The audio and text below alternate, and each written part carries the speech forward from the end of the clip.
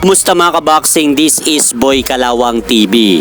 So sa katatapos lang na laban ni Nolly James Makilan versus Tanzanian boxer Salmin Kasim na ginanap po kanina sa mismong bansa ng Tanzanian boxer sa bansang Tanzania, kamuntikan pa pong madaya ang ating pambatong Pinoy na boksingero na si Nolly James Makilan dahil ededeklara sanang panalo itong si Salmin Kasim ng referee by a second round technical knockout matapos masuntok ng low blow itong si Nolly James Makilan sa ikalawang bahagi ng laban upang sumenyas nga po ito sa kalaban na tasan nito ang suntok sa kanya.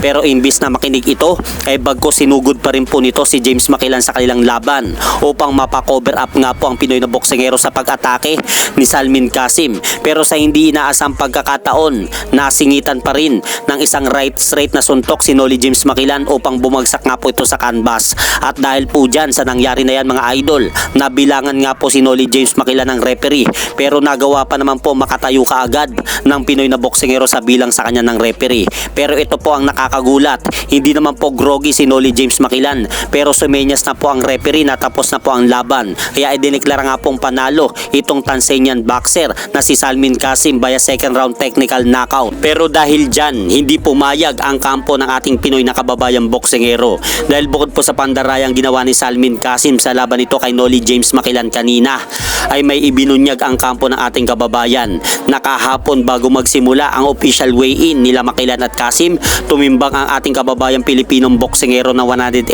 pounds sa timbangan. Samantalang itong Tanzanian boxer ay sumobra po daw ito sa official weight limit ng 118 pounds dahil tumimbang po daw si Salmin Kasim kahapon ng 123 pounds. Kaya bilang parusa sa hindi maayos na pagkuha ni Salmin Kasim sa timbang nito ay pinagsusuot po daw ito ng mas malaking boxing glove sa gabi ng laban. Kaya inaasahan po daw ng kampo nila Nolly James Makilan na susunod ang kampo nila Salmin Kasim sa rules ng pinagkasunduan. Pero nung magkita na nga po sila Nolly James Makilan at Salmin Kasim bago magsimula ang kanilang bakbakan sa ibabaw ng lona, ay kabaliktaran po ang nangyaring senaryo dahil imbis na magsusot ng malaking boxing glove ay itong Tanzanian boxer na si Salmin Kasim dahil sa hindi nito nakuha ang official weight limit ng bantamweight division ay laking gulat nga po ng kampo nila Nolly James Makilan na suot na boxing glove ng Tanzanian boxer ay ang twin boxing glove na regular na ginagamit sa professional boxing fight at ang dapat na malaking boxing glove na gagamitin sana ni Salmin Kasim sa gabi ng laban